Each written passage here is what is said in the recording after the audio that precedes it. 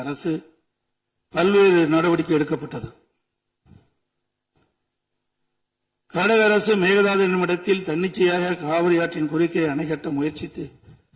தடுத்து நிறுத்தம் போட்டு மாண்புமிகு அம்மா அவர்கள் தமிழகத்துடைய முதலமைச்சராக இருந்த காலகட்டத்தில் 5/12/2014 அன்று தமிழ்நாடு சட்டப்பேரவையில் தீர்மானம் கொண்டாந்து நிறைவேற்றப்பட்டு மாண்பு உறுப்பினர்கள் இந்த விவாதத்திலே கலந்து கொண்டு பல்வேறு கருத்துக்களை அப்பொழுது தெரிவித்திருக்கின்றார்கள். அப்பொழுது கொண்டு வந்த தீர்மானத்தின் அடிப்படையில் மாண்புமிகு பாரத பிரதமர் அவர்களுக்கு மாண்புமிகு அம்மா அவர்கள் அனுப்பிய கடிதத்தை அன்றைய தினம் இருந்த தமிழ்நாடு